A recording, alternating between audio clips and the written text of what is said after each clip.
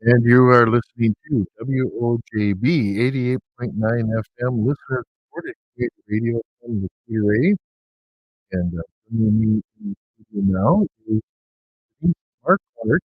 Is that right? Yeah, great. Oh, you don't know. I was asking a friend of ours, "Oh, I see that with you," and then you definitely argue and it's like, you know, ask you when you get here, that'd be easier. Yeah, Um, so, Denise, you're from the area? I was born and raised. Okay. Yep.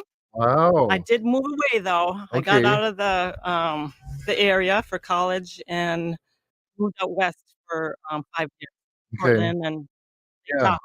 Right. Anyways, I ended up back. Yeah. And, family here?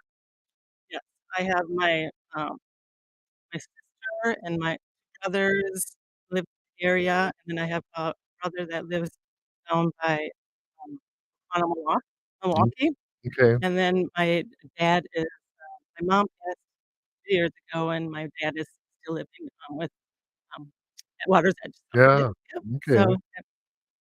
So, May is Stroke Awareness Month, and, you yourself had suffered a stroke, and I just wanna have you tell our listeners about your experience with that. Maybe, what life was like the day before, and then having that stroke and then moving forward. okay.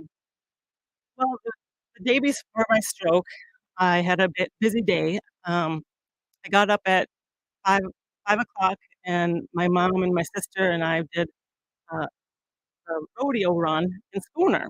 Oh, So okay. we, um, went down there, did the fun run, and then I came back to Hayward, and I was training for log rolling. Um, so then I was training for a couple of hours, and then, about 5:30, I had to go to work. Yeah. I was working at, other sports bar, The Hut, and it was a really, really busy night that night, and I was the only bartender, and I was it was a special event, so I was constantly, running up, down the stairs to fill the coolers, Oh, yeah. and then so our time in the summer is 2:30, Oh, and then yeah. I had I'll work cleanup after that, and then I drove home. Now it's about 3:30, 4 o'clock, Mhm. and I, um, went in the bathroom, brushed my teeth, walked out of the bathroom, and fell to the floor. Mm. I had no warning signs of a stroke, um, and I wasn't in pain. Yeah. So, but I was really tired. 2 things, because I had a massive stroke, and then I just had a very long day. Yeah. So, I I remember thinking my bedroom's upstairs, and I didn't wanna walk up crawl well, actually, this time I was crawling, Yeah. and I didn't wanna crawl upstairs to my bedroom, so I crawled to the other side of the floor where I fell and went to sleep. Remember, I don't have any pain, Yeah. and the other thing, I was living alone. Yeah. Did you Nobody realize at the time what was happening? no, Yeah, no, so it was all a mystery, and you had no idea it was just no, and the thing is, I never knew anybody that had it, okay. so it was like, nothing clicked, like, "Oh," Yeah. So, I just was so tired, and then I just crawled to the other side of the floor and went to Yeah. sleep, and I remember about 6 o'clock, the, sun came up and woke me up. Mm. So, I thought, "Oh, I'm so tired still, I wanna just sleep some more." Well, about 9 o'clock, one of my friends called, and then the answering machine came on, and I thought, "Ah, I'm just gonna let her, the machine, Yeah. get it, and I'll call her back later." So that's what I did, and I'm guessing about 10:30, I went to the phone to call her back, and I thought, "Oh, there's something wrong with the phone." So I had 2 phones downstairs, so I crawled to the other side of the or I mean, to the Yeah, other phone. So I did that for about an hour because I thought I couldn't figure out what was wrong with the phone. Well, uh, and then I just uh, remember thinking, um, I didn't know what to do. I was locked in my own body in my own house. The closest neighbors were, like, um, on this dirt gravel road. I lived in this really cute little farmhouse at the time, and I thought, "Oh, I don't wanna fall down there because my knees will hurt." yeah, because 'cause you're still crawling around on the floor, you're Oh, not yeah. upright and walking. No, no. Wow. And I didn't know remember, I'm not in pain. Yeah, So I'm thinking, I don't know what happened to me. Um, I'm still, like, able to think somewhat clearly, but, not knowing that I had a stroke, yeah, so trying to call my friend back. So I I did that for about an hour, and I finally just laid on the floor and just kinda started crying because I didn't know what to do, and we didn't have 911 on. We did not. okay, So, that mm, was an issue too. I remember thinking 911, yeah, but I couldn't do anything about it. Well, anyway, so finally I just laid on the kitchen floor next to where one of my phones were, and I just went to sleep. I was just, again, so tired. But then right, but, um, my brother had come by to visit, and then, I didn't answer, so then he left. mm, But then he came back because he thought, "Something's not right."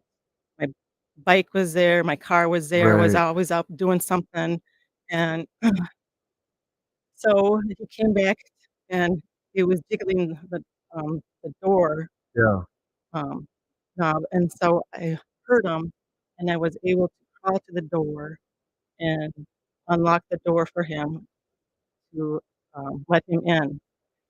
And then I couldn't talk, and he thought, "What's yeah, going on?"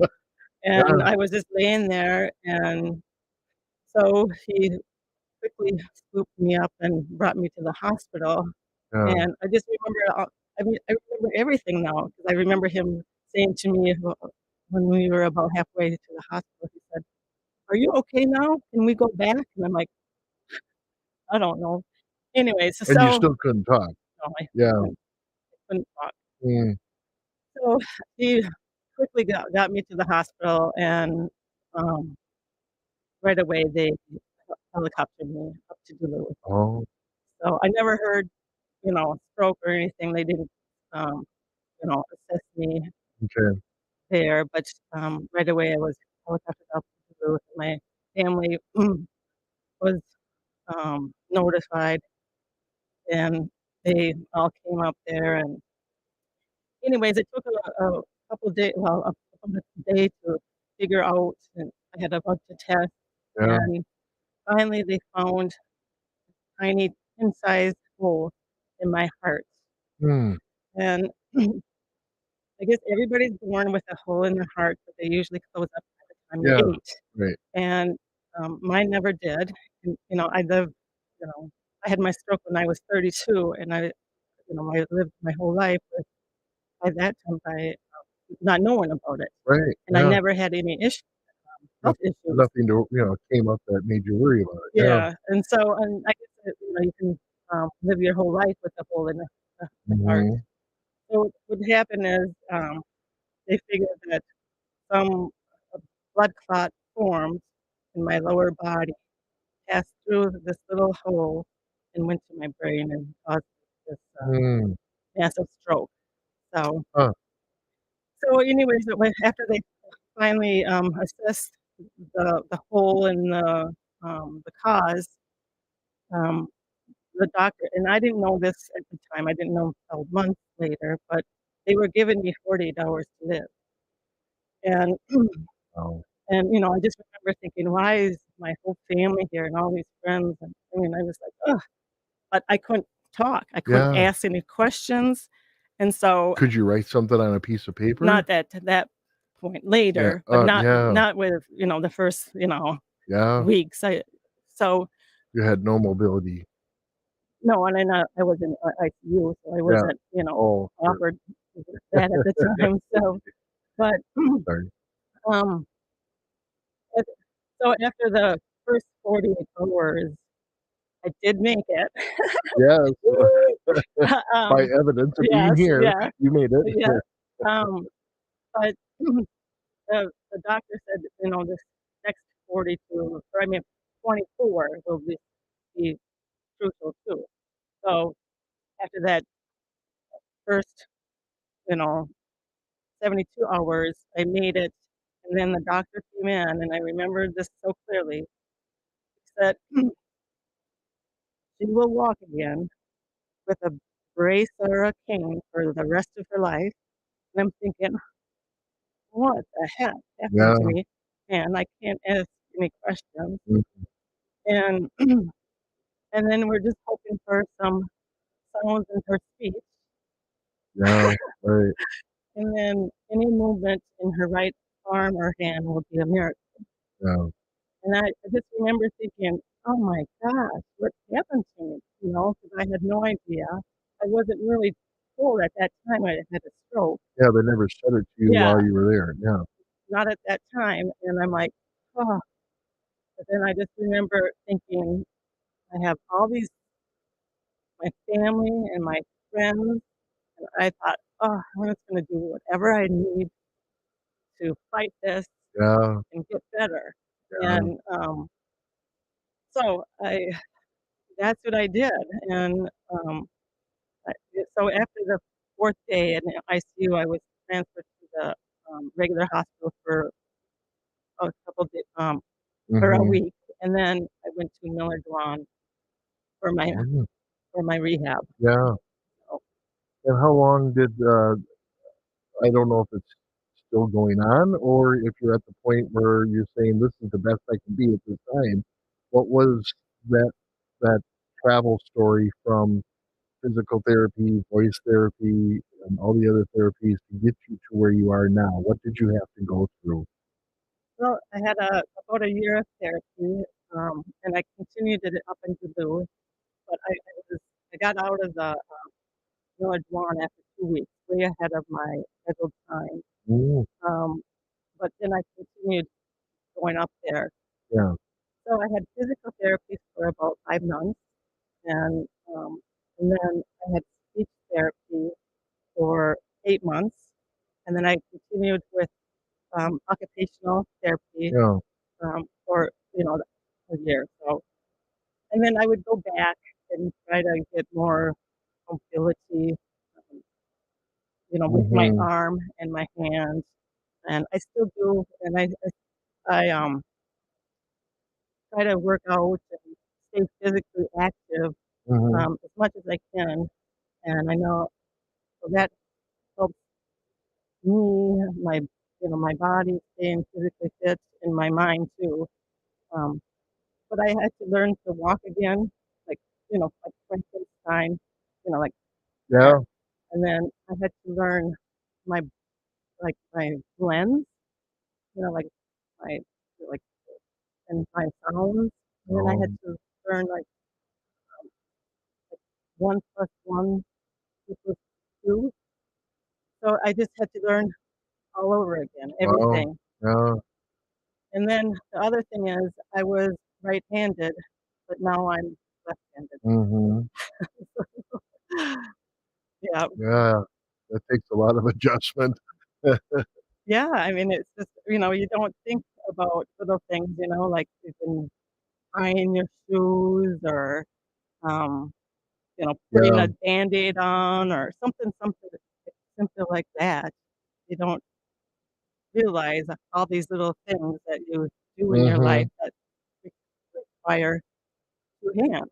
yeah, really, yeah, um, tell us about, where this positive energy that you have comes from and, the action to and your positive attitude about to improve every day.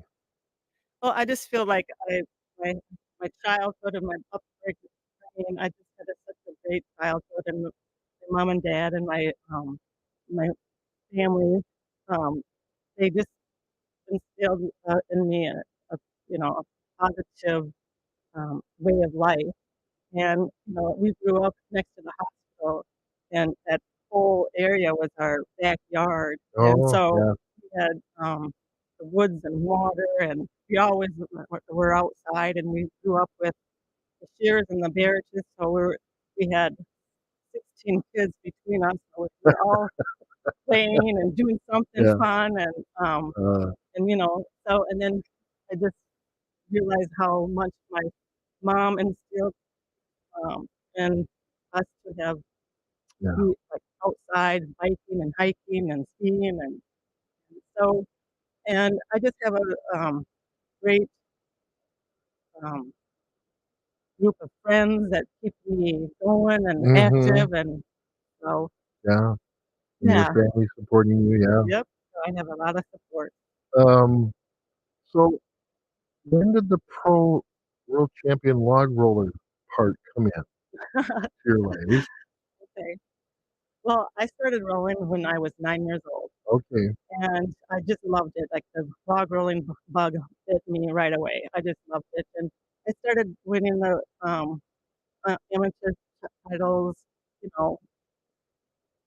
know, like, Mhm. we go to contests all Yeah. around the area, and then I, um, started winning, and I'm like, "Wow." I just the main thing is I was just having so much fun, Yeah. and we just had so many great friends that we were doing it, and so, at 15, I won the novice pro, so that's like semi-pro, Mhm. and then when you win that, you have to, move up to pro. So I won that in, 1980 when I was 15, and then the next year I had to move up to pro. So, and then, again, I was just having so much fun, and, I loved, log rolling, and I started doing, shows across the country Okay. and eventually the world, and Lumberjack shows type of thing? lumberjill and lumberjack. Yeah. Um, so I think with the Shears Lumberjack Yeah. Show and Right. other shows that, across the country, and I remember, um, thinking, "Oh, some of these girls that were winning the world title, I was beating." So I thought, "Oh, I think I'm gonna just try to train a little harder," and Yeah. so I just started, kinda focusing more, and then, finally in 1991, I won the world title in, women's professional log rolling, and Wow. it was totally a dream come true. Yeah. I grew up next to the Spears, and Judy Spear was, the um, women's world champion at that time, and I remember thinking, "Ah, I would like to be like," I Right. wanted to win like her, so Yeah. and then I ended up, competing with her, so anyways. Yeah. So, yeah. Wow. So I'm thinking a lot of that, fight to survive and thrive came from those early years of you just going after this stuff, and here you are, a stroke survivor and, recovering, and then how do you wanna help others who are, either in the midst of a stroke or maybe stroke prevention? What things can you talk about for that? Well, one thing is to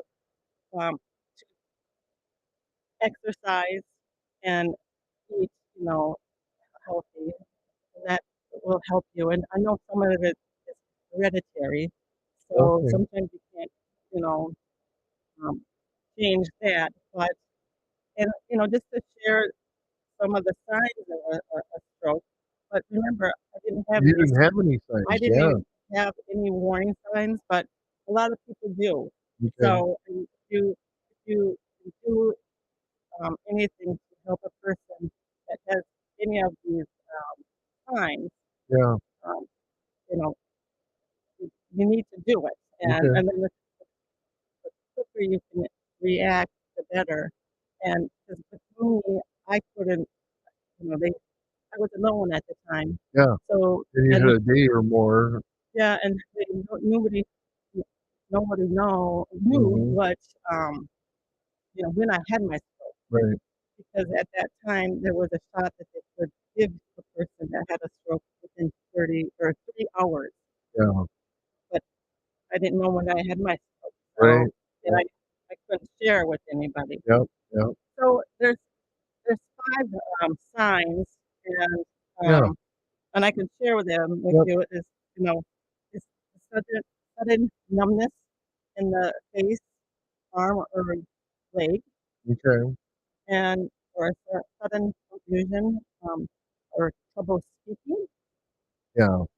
or and then sudden trouble seeing in one or both eyes, and Mm. then sudden, trouble walking or a loss of balance, Yeah. and then another one is a sudden severe headache. Mm. Okay. So, you'll see, a lot of places that the Stroke Association or the American Heart Association comes up with a way to remember this, and it's called FAST. Okay. So it's FAST. Yep. yes, and it's just kinda like the signs that I just said, um, but just kinda the facial weakness, for the app. Sometimes the drooping side or something. Yep, Yep. and then what you can do is ask the person to smile, and you can see, 'cause like Mhm. a lot of times, because after my stroke, my face was, you know, droopy on the one side. Yeah. So, and then the A is arm weakness, in one or both, Sure. okay? Yep. And then the S is speech, and then if your speech is slurring or you're having trouble speaking at all, Right. and Yeah. you can ask the person to say a simple sentence, Right. and and then the T is time to call 911. Yeah. So those are quick, the fast, Right. um Yeah. Yeah. And just a few minutes left here. I wanted to get to what you're doing um, as an independent skills trainer through Ventures Unlimited. What kind of work are you doing with adults and kids? so right now I'm working as a independent skills trainer, and that means that I'm out in the community, working with the person at their job, Yeah. um, like, and assisting, or being more moral support or social support, whatever the person needs at that time, and, so a lot of so that so that's one aspect about it, and also I'm taking people out, uh, in the community, like shopping or doing things that they love to do, Hmm. so it depends on the person, um, what they need or and Sure. want. Yeah. So, and I've been at Ventures, 21 years now, so I've had a lot of Oh, different jobs, yeah. and, it was because of my stroke that I was brought there, because I had a friend that was working there as a staff, and she thought I Hmm. would be a good staff because, I lived the Yeah. through a You stroke, and I couldn't walk experienced. or couldn't talk, and Yeah. so yeah, so Yeah. And how did your degree in education help you with this sort of path? And 'cause I know you were a teacher, right? Licensed teacher at one point. well, I got my teaching degree, from the, U University of Wisconsin-Eau Claire, Yeah. but at the time, I was offered to do Broadway shows. Yes. So Uh, that first fall, I yeah. decided to do that, and pursue that, and then I ended up, traveling with Broadway shows Yeah. across the country, and actually, we went to Australia 6 Oh, times, and wow. so that was one of the highlights of, um, you know, Yeah. log rolling, and we had another trip planned in, I had my stroke in July, and we had another trip planned in August.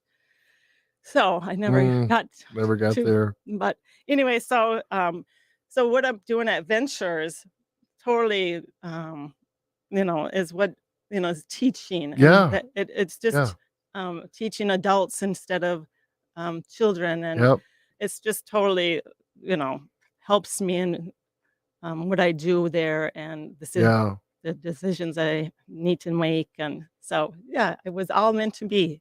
Yes. Yeah. Yeah, and now you can tell your story and share your story because 'cause you've been there, you've done it, you are living it right now. I am. We've talked, I've had other programs, about, drug and alcohol use and how people in recovery are the best people to walk alongside those who are trying to, having a hard time in their recovery. Yeah, And they can say, "I've been here with yeah, and I've done it, and I know, the pathway out of that." mhm, And or how to live with it, yeah, yeah. and that takes a lot of courage, and wow, that's amazing.